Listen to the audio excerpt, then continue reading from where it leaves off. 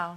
If you had to have a Hollywood actress and producer as your doctor, you couldn't ask for anyone better than our final guest today.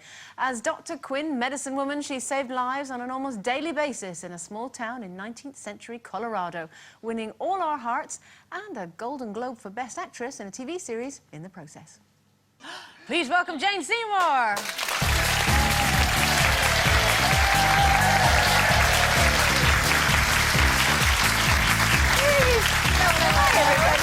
So great. Hello. Hello. Welcome to the programme. Lovely to see you. What fun is this?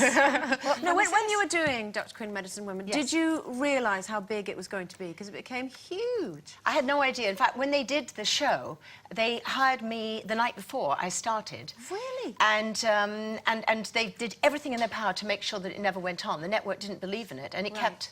You know, and it made the top 10 the first 2 nights. And then also, it did so well 7 years. Internationally as well. Yes, it's still playing in 98 countries. Jane, after all those years of playing a doctor, do people still recognise you as the doctor? And do they think you know anything about medicine? Absolutely. I get stopped all the time and they say, you know, this is aching, you know, this problem. And of course, the other thing is everyone thinks I'm an American.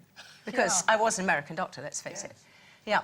But now, you know, with Wedding Crashers, they have other questions. Well, the bit that we saw there, obviously, which summed up the series quite nicely, was, you know, who are you? We want a real doctor. It was one of the first girl power or women power type of programmes, really, wasn't it? It was, and I get the most amazing letters from people all the time who say that their daughter became a doctor because of Dr. Quinn.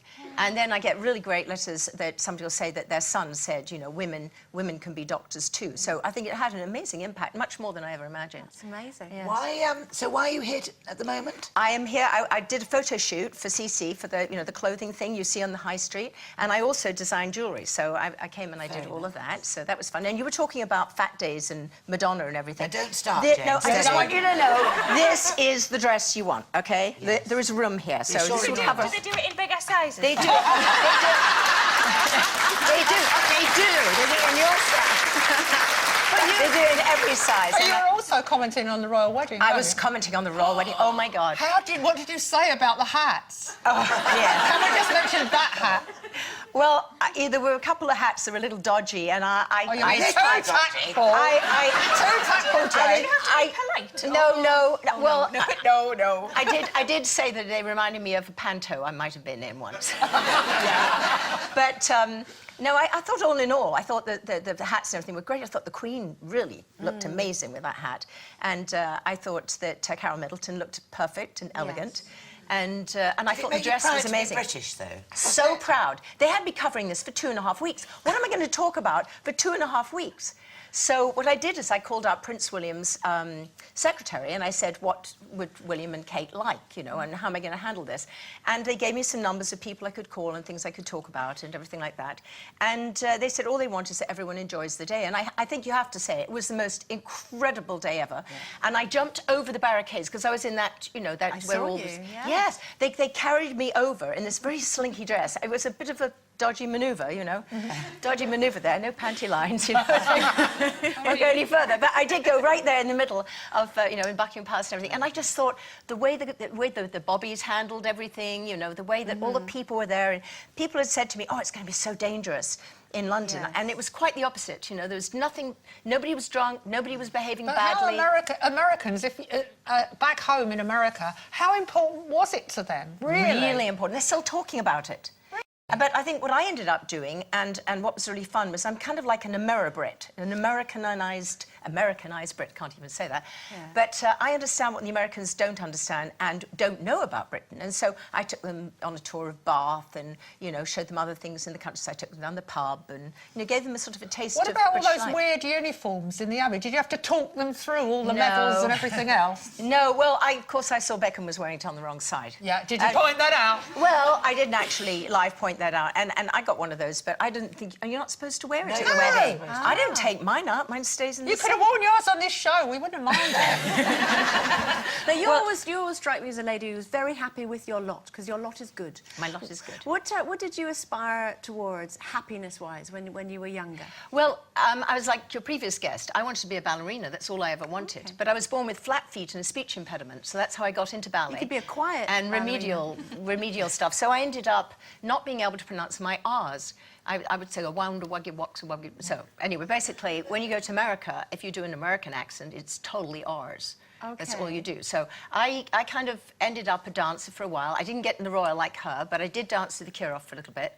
And then I got injured and I became an actress. And I think I always had a passion for the arts. And that's what I have 6 kids. And so that's what I kind of, you know, I think it's really important. You say, is it important to be happy? Yeah. I think it's really important to be happy. I think it's really important to have a passion for something and to, you know, to follow it, whether you actually get to do it as a career or not. You know, so people say, oh, I love to act, you know, and I say, well, it might be really hard to actually get a job as an actress, but there's no reason why you can't do community theatre or something like that. How did you get the part in the Bond film? Well, they were looking for a virgin and there weren't very many left.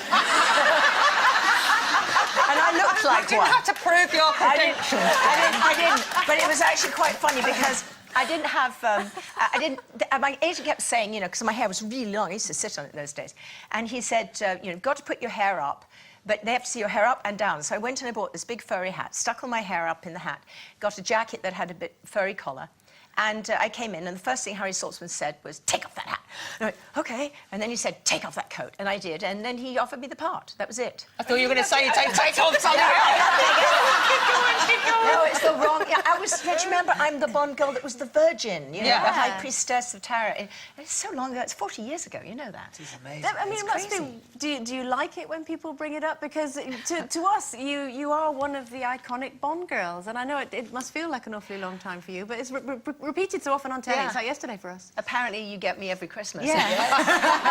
Actually, speaking of which, you were talking about whether you should treat a man like a 7-year-old. What's your take on that? Well, I think that the 7-year-old is in every man, and I think it really becomes apparent when you throw a ball at them. You either give them a ball to catch, throw, or hit. Yeah. You know, then they become 7-year-olds, don't they?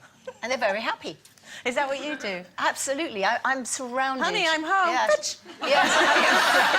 Well, it wouldn't really work with my first 2 husbands, who I'm, by the way, going to see after this show.